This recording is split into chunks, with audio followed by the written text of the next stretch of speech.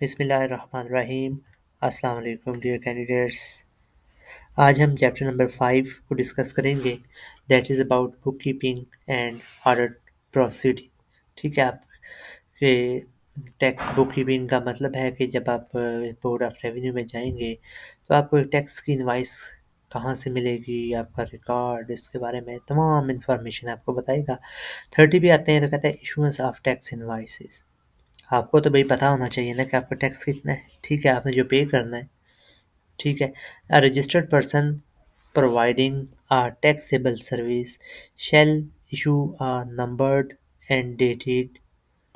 क्या या registered person providing a taxable service, कि जो बंदा भी टैक्सेबल सर्विस प्रोवाइड कर रहा है, चाहे वो फ्रीलांसिंग है, चाहे वो होटल्स वगैरह पे सर्विसेज प्रोवाइड कर रहा है, shall issue a numbered and dated tax invoice containing the following particulars. उनके पास जब कोई क्लाइंट आता है, उसको सर्विस देते हैं, तो उसको जो रिसीट होगी वो एक नंबर सीरीज़ की होनी चाहिए और उसके ऊपर टैक्स इनवाइस भी। ठीक है, डेट भी होनी चाहिए कि किस डेट को उसने किया है। ठीक है, क्या होना चाहिए, नेम होना चाहिए उस बंदे का जिसको ये सर्विस प्रोवाइड की है, उसका एड्रेस। ठीक है, होना चाहिए। ठीक है, नेम उस बंदे का अपना, उस जो रिसीट है ना जो प्रोवाइड करा, जैसा कि अगर कोई भी XYZ होटल है, उसका नाम आएगा, उसका एड्रेस आएगा, उसका रजिस्ट्रेशन नंबर आएगा ऑफ द सर्विस प्रोवाइडर। ठीक है, फिर क्या आएगा, name, address and registration number if any of the service recipient. ठीक है, उस बंदे का नाम भी आएगा जिसको सर्विस प्रोवाइड कर रहे हैं, एड्रेस। ठीक है, डिस्क्रिप्शन ऑफ द सर्विस और सर्विसेज जो उसको सर्विस प्रोवाइड की जा रही है, value exclusive of the tax. ठीक है, अमाउंट ऑफ टैक्स कितनी होगी, फिर total value inclusive of tax आ जाएगा। राइट, नंबर 2 पे आता है आपके पास, the authority may by notification in the official gazette specify a format of the invoice to be issued by a registered person or a class of registered person and prescribe a procedure for authentication of such invoice। तो पहले तो उन्होंने एक आपको app बताई थी। ठीक है, इनवाइस ये ना हो कोई आपसे टैक्स ले रहा है, आगे जमा ही नहीं करवा रहा, फ़ायदा। ठीक है, द अथॉरिटी और officer authorised bye the authority in his behalf may require a registered person or a class of registered person to issue invoice electronically in such a manner as may be prescribed and to transmit such invoice to the authority subject to such condition restriction as the authority may specify by the notification। तो जो जो वक्त के साथ साथ ये करेंगी, तो इसने ज़्यादा यहाँ पे इन्वाइसेस के ऊपर जोर लगाया जो कि इलेक्ट्रॉनिकली आपकी पेमेंट हो रही है। रिकॉर्ड कहाँ पर रहेगा, अ registered person providing taxable service or a person required to pay tax under this act or rule shall maintain and keep at his business premises, अपने businesses के premises जहाँ पर उसका ऑफिस है, and registered office in English or Urdu the following record of taxable service including exempt service. उन तमाम services का record रखेगा सिवाय उनके जो कि एग्जेम्प्ट हैं, प्रोवाइडेड बाय हिम, अगर वो एग्जेम्प्ट सर्विसेज भी प्रोवाइड कर रहा है, और बाय हिज एजेंट या उसका कोई एजेंट उसके बिहाफ पर प्रोवाइड कर रहा है, in such form and manner as would permit readily ascertainment of his tax liability during a tax period. तो उसने जनाब तमाम रिकॉर्ड चाहे इंग्लिश में या उर्दू में वो अपनी प्रीमिसेस या रजिस्टर्ड ऑफिस में मेंटेन रखना है, जैसा कि a record of service provided जो उसने प्रोवाइड कर दी हैं इंक्लूडिंग एग्जेम्प्ट सर्विसेज। ठीक है, इंडिकेटिंग द डिस्क्रिप्शन, क्वांटिटी कितनी या वैल्यू ऑफ सर्विस किसको दी है, नेम उसका, रजिस्ट्रेशन नंबर। ठीक है, address of the person to home services were rendered and the amount of tax charge. जिस जिस बंदे को सर्विसेज जितनी जितनी चार्ज की गई हैं, कितने जितने टैक्स की अमाउंट उसको चार्ज की गई है, वो तमाम आपने जो है वो उसमें मेंशन करनी है और वो लिखी होनी चाहिए। नेक्स्ट आपके पास बी आता है, उसमें कहता है कि record of goods and services received including exempt goods and services indicating description, quantity, value कितने की है goods and services, name, address and registration number of the service provider और supplier of goods and the amount of tax charged. I hope कि आप बात को follow कर रहे होंगे। ठीक है, अगर कोई मसला हो तो बेशक आप पूछ सकते हैं।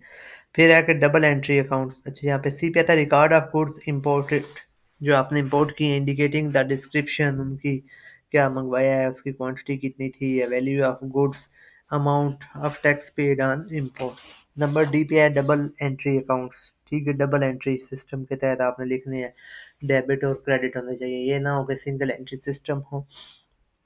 ठीक है, तो डबल एंट्री में क्या होता है कि हमारे ट्रांजैक्शन के बोथ इफेक्ट लिख रहे होते हैं। फॉर एग्जांपल, आपने अगर कोई चीज़ फर्नीचर परचेज किया है तो आप क्या लिखते हो, फर्नीचर अकाउंट डेबिट है और कैश अकाउंट क्रेडिट है, या आपका बैंक अकाउंट क्रेडिट है।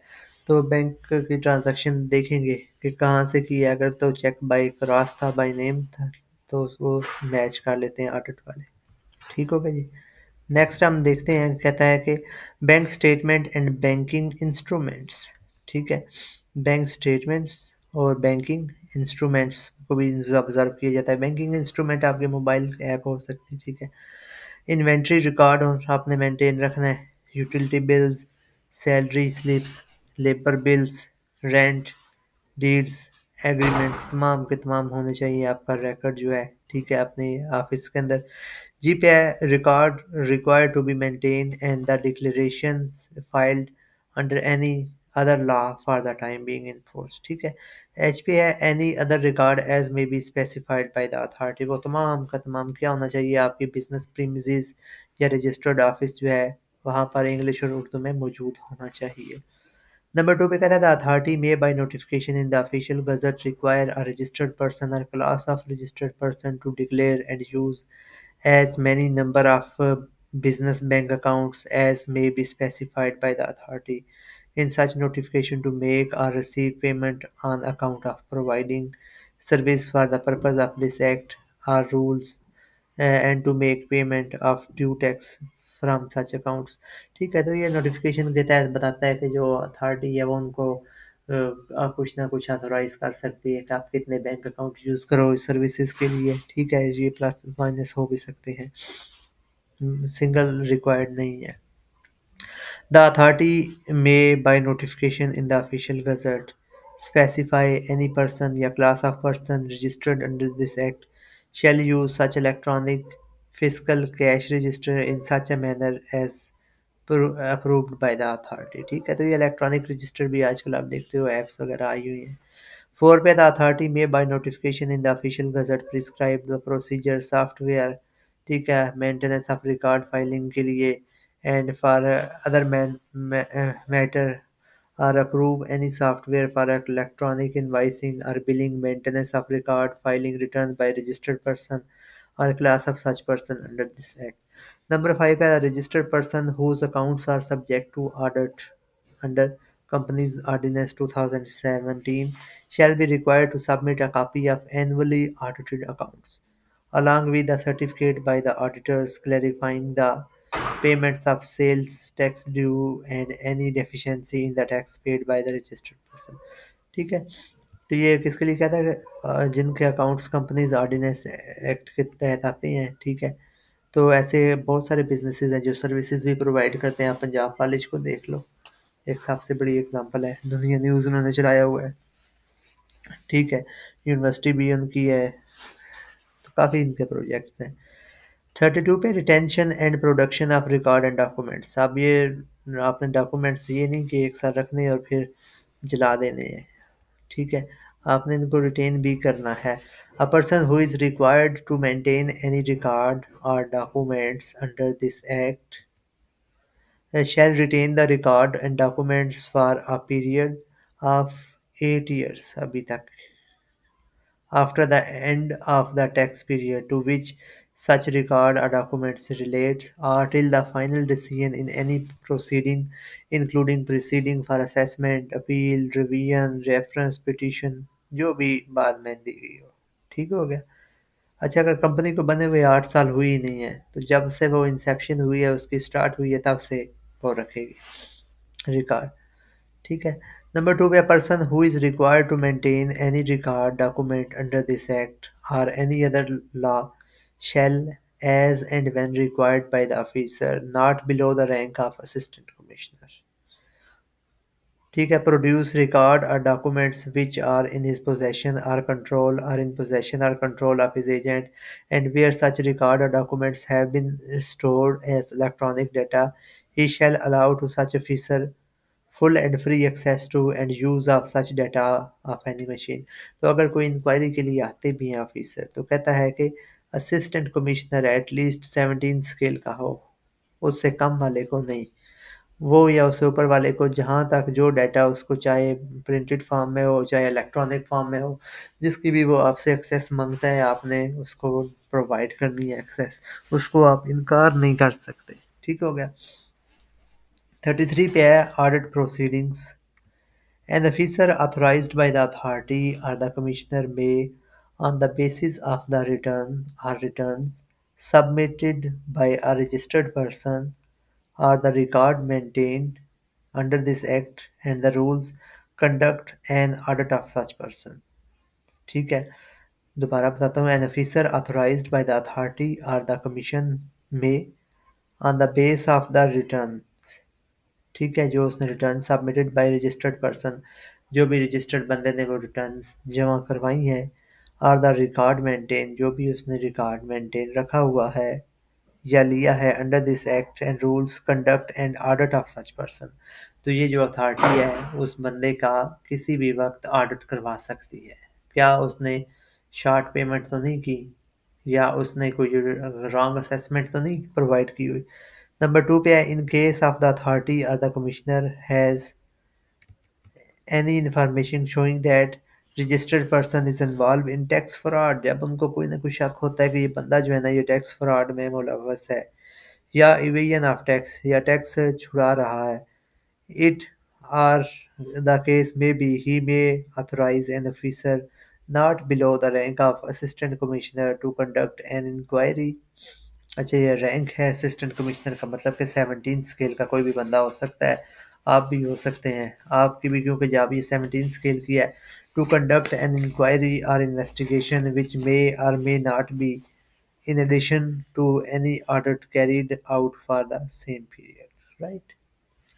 3 p.m. where the officer is to conduct an audit under subsection 1, he shall issue a notice of audit to the person informing him of the audit proceeding and direct him to produce any record or documents which such officer may require for conducting the audit, right?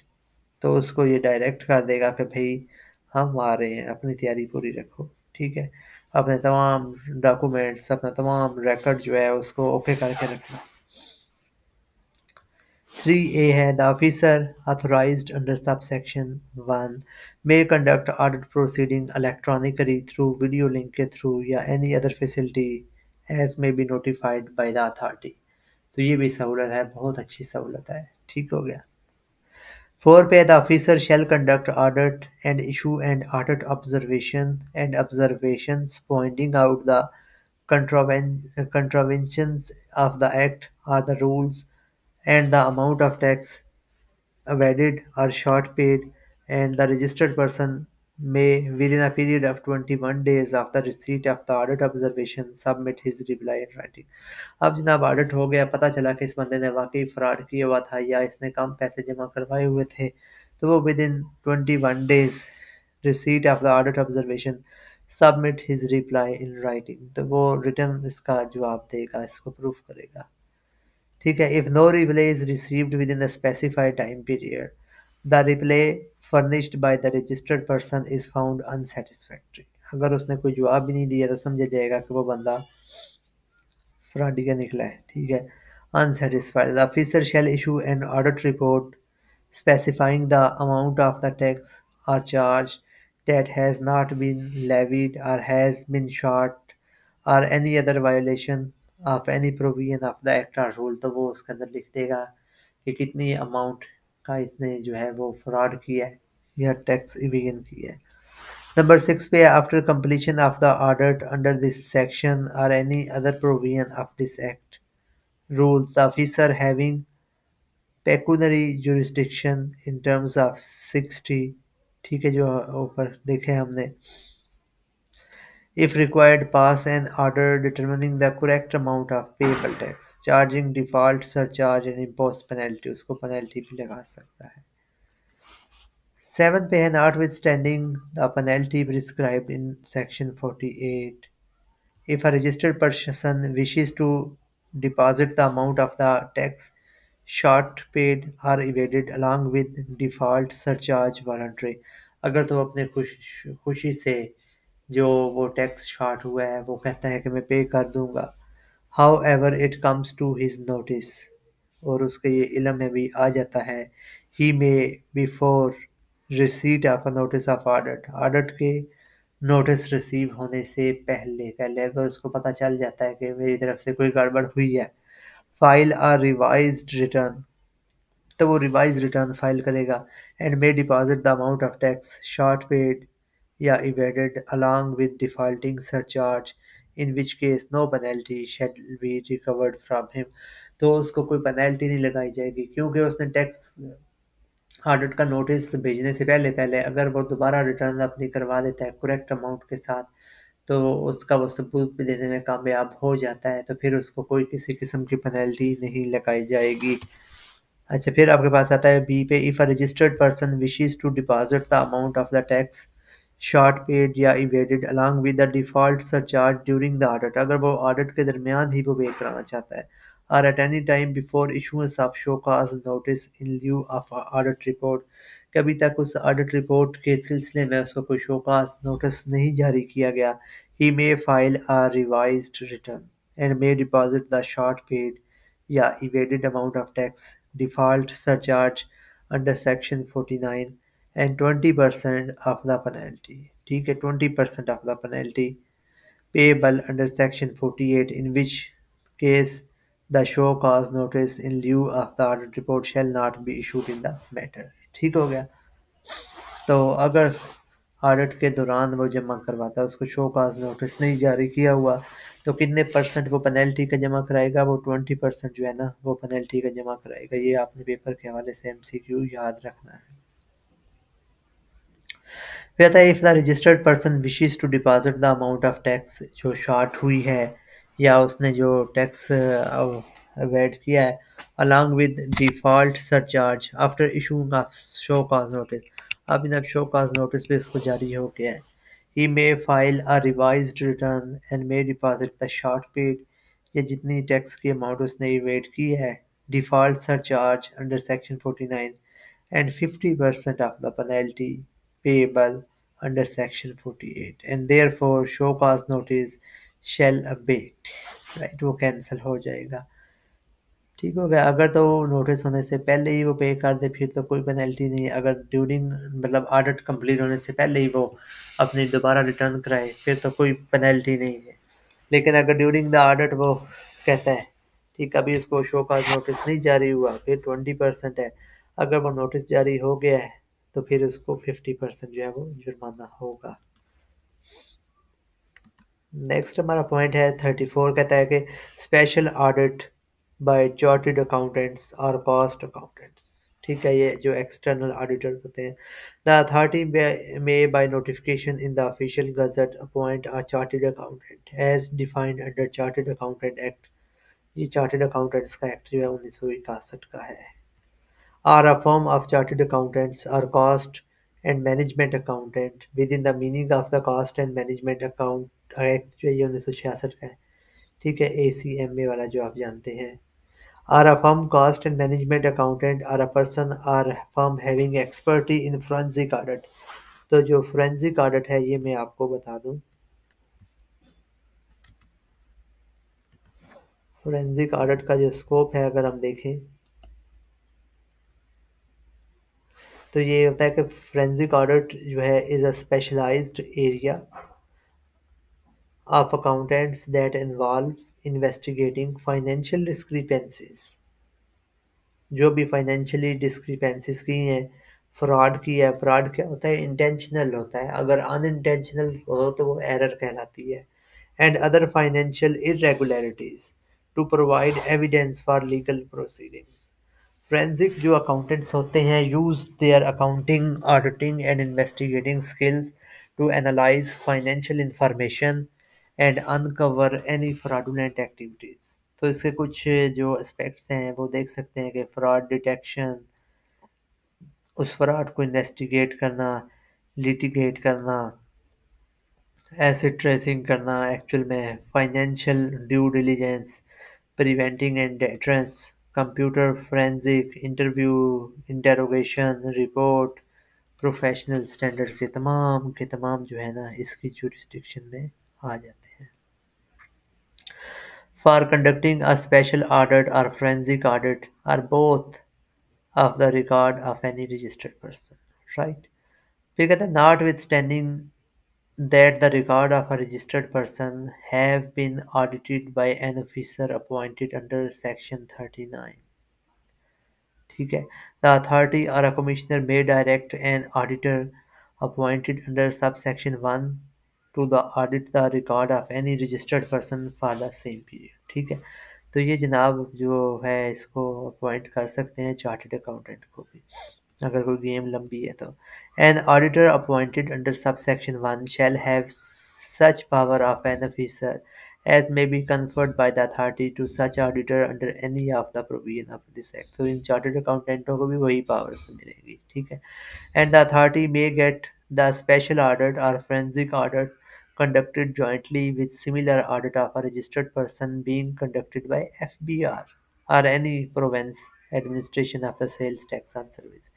For the purpose of this section or section 33, the audit of record includes audit of a tax affair of a registered person under this act or rules. For purpose of this section or section 33, जो ऊपर है, the audit of records include audit of the tax affairs, जो tax के मामला आता है उनका audit of the registered person under this act, right? छोटा सा है चैप्टर 6. ये आता है रिटर्न्स के बारे में जो आप फाइल कराते हो. रिटर्न क्या होती है कि every registered person shall furnish to the authority, कि अथॉरिटी को जो है ना हर registered person not later than due date, एक ड्यू डेट से पहले पहले उसके बाद नहीं, a true correct and properly filled up return in the form notified by the authority, indicating the tax due and paid during a tax period and such other information or particular as may be notified by the authority. तो वक्त के साथ साथ जो authority इसको notify करेगी क्या करना है कि indicating the tax due, tax कितना बनता है भाई और अदा कितना किया है. ठीक है. ये कहता है कि मजीद इसमें कहता है कि statement in the prescribed manner, एक प्रिस्क्राइब्ड मैनर आप अक्सर खुद अभी तो आसान टैक्स वाला आ गया हम करवाते हैं. ठीक है. वरना आपको वकील के ज़रिए करवाना पड़ता है. A statement in the prescribed form filed by a person who is only obliged to withhold, deduct tax shall be treated as a return of that person, provided that such statement shall not be substitute for the return required to be filed by the person providing taxable services. तो ये बस एक याद रखना कि return जो है एक स्टेटमेंट है, एक प्रिस्क्राइब्ड फॉर्म में है. ठीक है. जो आपने करनी है. To be notwithstanding anything in subsection 1, the authority may by notification in the official gazette require any registered person or class of registered person to submit return on a quarterly, 6-month, annual basis in lieu of the monthly return. ठीक है. ये quarterly भी हो सकता है. Quarterly से एक साल में 4 क्वार्टर होते हैं, 3-3 मंथ के बाद भी हो सकती है. सेमी एनुअल भी हो सकती है और एनुअल भी हो सकती है. Basis on in the lieu of a monthly return. 3P. Notwithstanding anything in subsection 1, the authority may by notification in the official gazette require any registered person to submit such return as may be prescribed on any period based on addition to other return required to be the filed by the person. क्या दोबारा देखते हैं. जो authority है may require any registered person to submit such return, हर registered बंदे को कि वो जमा करवाए as may be prescribed on any period basis in addition to other return required to be filed by such person. हो सकता है कि उसने जो है ये तो सर्विसेज के ऊपर है टैक्स. ठीक है. गुड्स के ऊपर टैक्स जो है वो भी तो जमा करवाना है. ठीक है. A return filed electronically on the web or any magnetic media or any other computer readable memory as may be specified by the authority shall be deemed to be a return for the purpose of subsection 1, 2, 3, and authority may by notification in the official gazette prescribe the criteria for eligibility of data of such return and intermediaries जो electronic intermediaries है who shall digitalize the data of such return and transmit the same electronically through digital signatures। अभी भी आप देखते हो bills वगैरह पे करते हो तो डिजिटल सिग्नेचर्स उनके नीचे हो जाते हैं। ये इलेक्ट्रॉनिकली पेमेंट्स के बारे में बात कर रहे हैं। If there is a change in the rate of the tax during tax period, a separate return in respect of each portion of tax period showing the application of different rate of tax shall be furnished। अगर ये tax rate ऊपर नीचे हो जाता है तो ये भी इनको एक एज है, ठीक है, अलग अलग बताना है।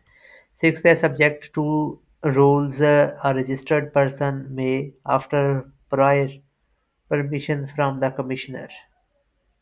कमिश्नर से अप्रूवल लेने के बाद file a revise return within 120 days of filing a return under subsection 1, 2, 3 to correct any omission or wrong declaration made by them and to deposit any amount of the tax not paid or short paid। ठीक है, 120 दिनों के अंदर अंदर ये approval लेने के बाद रिवाइज रिटर्न जमा कराएंगे। फिर आती है स्पेशल रिटर्न आती है in addition to the return or return specified in 35 the commissioner may require any person whether registered या ना नहीं है जो furnish a return whether on his own behalf or as an agent या trustee in the prescribed form and such person shall furnish the return not later than the date specified in this regard। तो जो due date होगी इस due date के अंदर अंदर उन्होंने क्या करना है इसको जमा करवाना है। फाइनल रिटर्न क्या होता है जी? ठीक है, वो स्पेशल रिटर्न की बात होगी ना कि जो कमिश्नर उसको अलाउ कर देगा। फाइनल रिटर्न है if a person applies for D registration, जो ऊपर हमने पढ़ा था कि वो अपने आप को एंड करना चाहता है। In term of section 29 he shall before such deregistration furnish a final return, फिर वो एक आखिरी रिटर्न करेगा अथॉरिटी को, कमिश्नर को in the specified form in such manner and at such time as may be directed by the authority या commissioner, जो उसको कहेगा। 38 पॉइंट है कि return deemed to have been made. A return purporting to be made on behalf of a person by his duly appointed representative agent shall, for all purpose of this act or the rules, be deemed to have been made by such person or under his authority unless proved to the contrary। ठीक हो गया, ये तो बड़ी आसान से थे। Next इंशाल्लाह हम देखेंगे अपॉइंटमेंट ऑफ अथॉरिटीज़ और उनकी पावर्स क्या हैं। ये चैप्टर 7 होगा, ठीक है। 8 या इधर से MCQ काफ़ी आएंगे। थैंक यू जी, अल्लाह हाफिज़।